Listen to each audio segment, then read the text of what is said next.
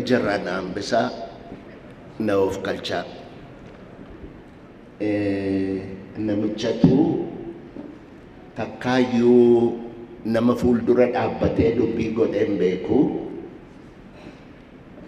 namichi nama beekaadha wanni inni beeku garuu dubbii gochuun turre kottu dubbii godhii jedhanii waaman paarlaamaa Faransaayitti dubbii godhuu dhaqe yeroo dhaquu waan dubbatu sana katabeetii qaaliidhaan of barsiisee dubbachuu dhaqe gaafa dhaqee nama dura dhaabbatu garuu wanni inni dubbatu hundumtuuyyuu harkaa bade jennaani waan jedhee calqabee hoggaan kaleessa dubbachuudhaaf as dhufu waanan dubbachuuf dhufe anaaf waaqa duwwaatu beekaa amma garuu waaqa duwwaatu beekaa jedhe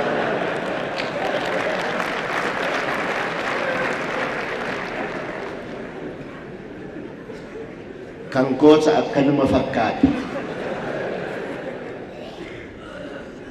waa'een Oromoo yoo dubbatan miidhaan Oromoo irra ga'e yoo dubbatan waan dhumu miti garuu miidhaa kana hundaa danda'anii dhaloota har'aatiif lubbuu isaanii kennuudhaanii sirna duriyyee sirna haraamuu danda'anii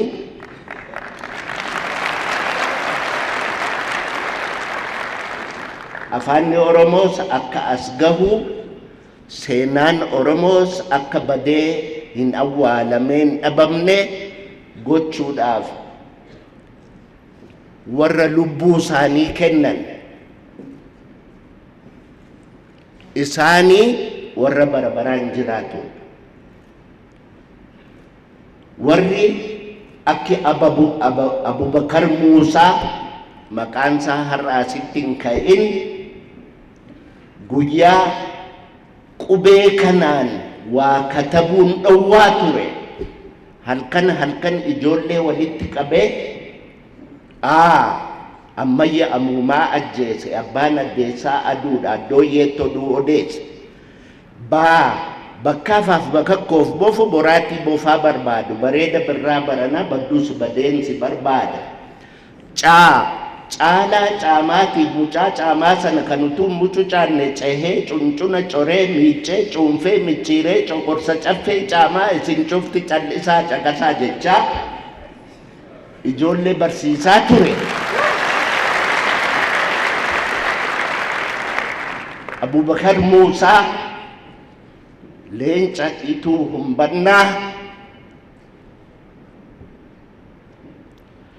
ajjeesanii waraabessi nyaate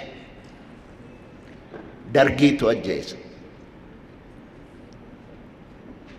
Abubakar Muusaa Sheek Bakrii Saphaloo warri kun warra ijaajjee ilmaan haraamuutiin mormee qubee isin har'a jettan kana qubee isin akka har'a qoosaatti barattan kana nuyi halkan dukkana keessa dhokannee baran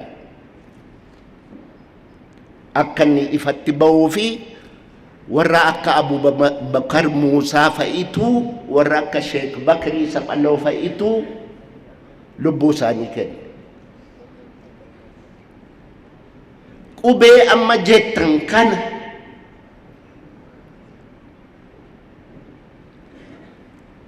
Dr. Hayilee Fidaa ammayyuu Waaqayyo lubbuu isaa lafa qabbanaa haa kaa'u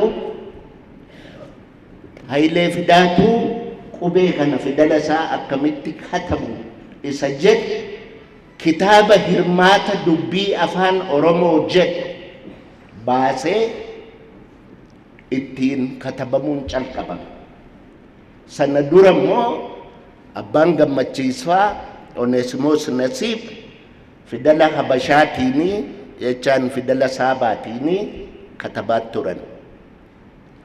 So afaanni Oromoo aadaan Oromoo bu'aa baay'ee keessa darbee as ga'e. Bara Haile Sillaaseetiif bara Dargii namni katabbii afaan Oromoo wajjin qabame hin du'a. Daaluu Baqulee Saamunaan akka Qaabatoo ilmaan Arsii waggaa 3 qubee afaan Oromoo wajjin qabamtan jedhanii kofalee irraa qabanii gobbatti waggaa 3 hidhaman. Qubee afaan Oromoo wajjin qabamtanii duwwaadhaaf. Daaluu Baqulee har'a lubbuun jira. Saamunaa Dhaqqaboo lafanni jiru hin beeku. Ijoollee Arsii, Leencaa Arsii, ijoollee qubee afaan Oromoo dhoksitee bara Abubakar Muusaa sanaa halkan dukkana keessa warra barsiisaa turedha warri kun. Warra akka Phexros Jaarraa, warra akka Ashannaa fi Waddeessoo, warra Waddeessoo Jaarraa, Leenci ilmaan Arsii, warri Utaawayyuu wal'aansootti hin qabee Ashannaa fi Waddeessoo jaarsa waggaa 70 torban 3 garafan. Nuyi kana sodaannee bara Dargiitiif bara Haile Sillaasee waan katabne qubee waan katabne dhoossinee qaaliidhaan mataatti qabannee ulfaataan Dr. Nagaasoon addana jiru bara 64 Dambidolloo irratti akka itti nafxanyaan Oromoo irraa lafa fudhate walaloodhaan diraamaan dhiyaate. Diraamaa sana kan katabe ana ture. Yeroo Amaartichi gaafa sana afaan Oromoon beeku, Oromoon afaan Amaaraan beeku, yeroo waliin makanii dubbatan lafti kun lafuma abbaa saatii kan inni abaabayyuudhaan irra ture nafxanyaan dhufe. Lafti kun Hazaaree ጀምረው ይኸው ከኒኮቲ ትእዛዝ አምጥቻለሁ አች ጉባሳና ከሀገር ግዛቲ ሁለተኛ አትድረስ የምቦዮ ጀቷሞ ይግባኝ ፉቴ ደርቢቲ ሙጉቲ ጀዳን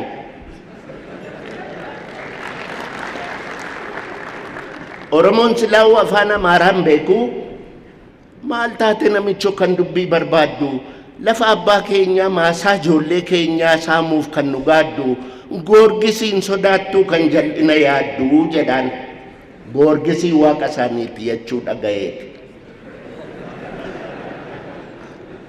Tokko si himeeraa hatataa'u yiqiree ti'izaazii mangistiidhaa yellowum kirikiree ani kan si himuu yoo barbaadde mikiree yeekkulii sitti kennaa laficha ayi xifaa fiqiree jedhaan.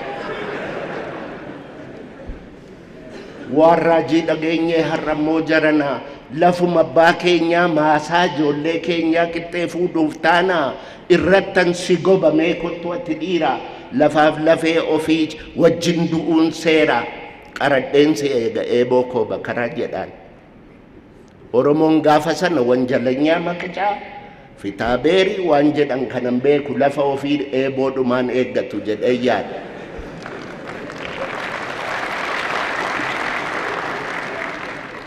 Nafxanyichi laficha giddiin itti galee qotachuu jalqaba. Abbaan lafaa argee faayiliitti banee kessiyaa qarraba. Qaxarottiin geenyaan lachanuu dhiyaatu. Daanyicha silaallaan sidaama gubboo nyaatu. Taraan isaan geenyaan lachanuu ka'anii hagabaa muggutuu jee. Daanyichi gaafa sana manatsariidha keewwata. Manatsarii kana faranjiitu keewwataa arganii keewwatu malee ija dhukkubbiif hin keewwatan. Manatsarii liishoo funyaanitti gadi butee Oromticha kanaan anti መንግስት ያላወቀህ ጠጋበኛ እንዴት ታስጨንቃለህ የንጉሴን ነፍጠኛ ትእዛዝ አምጥቷል ይሄው ከሀገር ግዛት ዳኛ ፖሊስ በሉ እኮ ወስዳችሁ ሰዱት በቁራኛ ጃኒ namicha poolisiin caammaa baala qoraattiidhaan dhiitaa fuudhee karchallee buusu. Karchallee gizee qaxaroo jedhu firdiin hin jiru waggaa 3 karchallee taa'ee ilmaansaa manaa beelooftee achi taa'ee karchallee taa'ee geerar.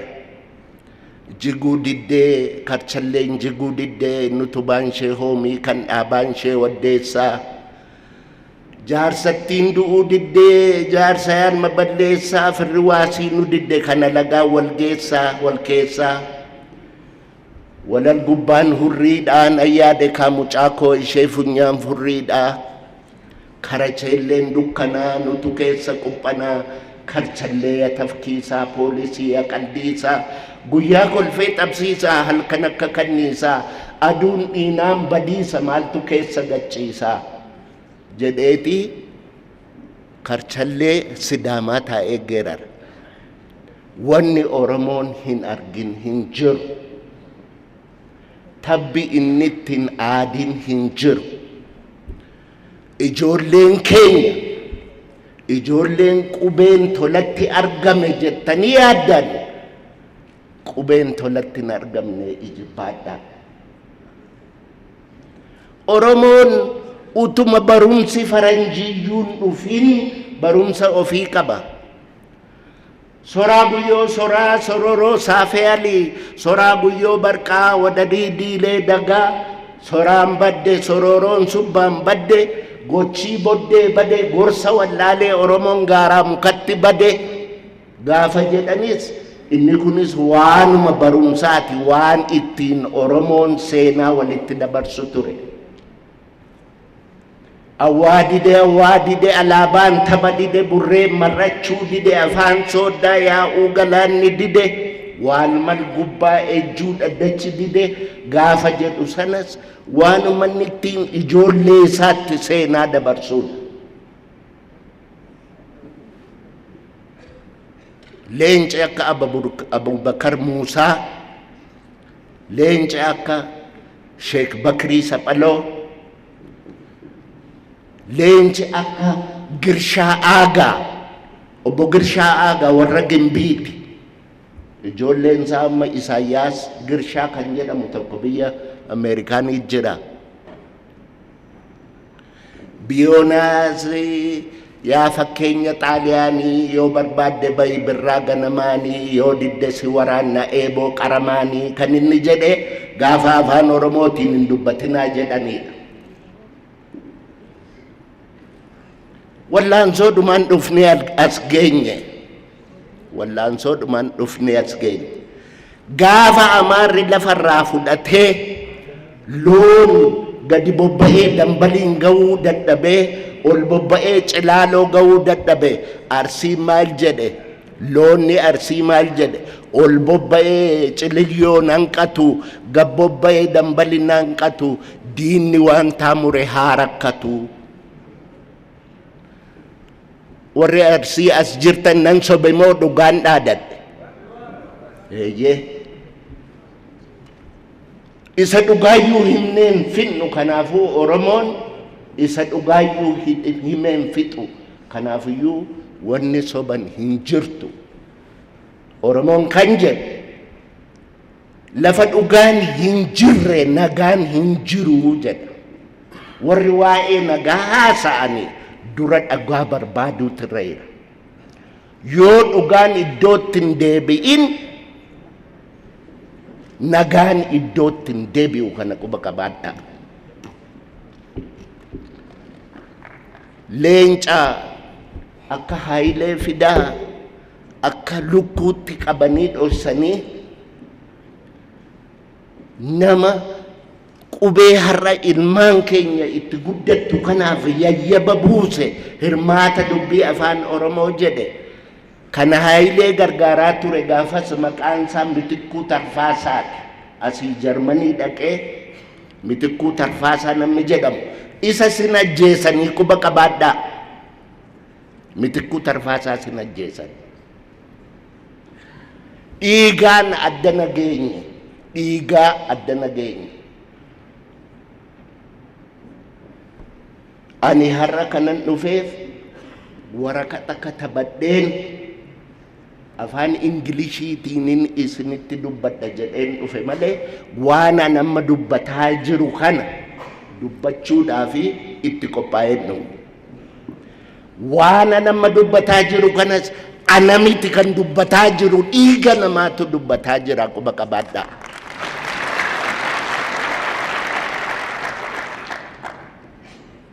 Abadan